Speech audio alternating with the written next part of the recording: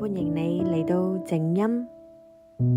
而家揾個舒服嘅位置坐低，又或者瞓低都得。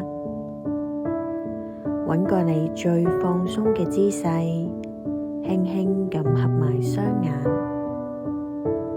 慢慢咁吸一口氣，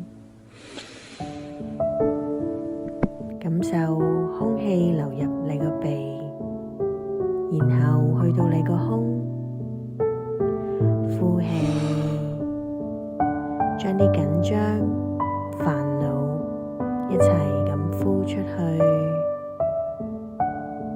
再嚟多次，吸氣，慢慢咁將空氣吸入自己個鼻入邊，呼氣，將所有煩惱、緊張一齊呼出去，慢慢咁放鬆多少少。你唔係一個人，係你以為冇人明白你嘅時候，其實一直有人默默咁欣賞你、支持你。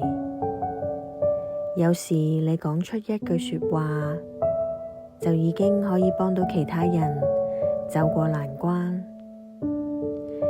你本身就係一束光，只係你未必知道。你係值得被愛，你係值得被睇見，值得被明白嘅。而家想象一下，你心入邊有一個細細個嘅你，佢可能好驚、好攰，甚至傷痕累累。你行過去攬住佢啊，對佢講：我喺度，我冇離開過你。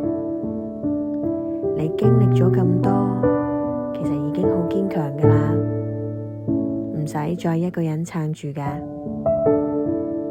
跟住感受你哋一齊坐喺度嘅陽光下，被溫暖同埋安全感包圍住，靜靜咁療癒緊。而家請你一邊呼吸，一邊聽以下每句嘅說話。你係值得被愛嘅，我係存在有價值嘅，我接受我所有嘅情緒，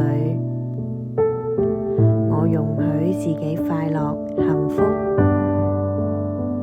我係安全嘅，我被照顧住，我唔需要完美，我已經夠好。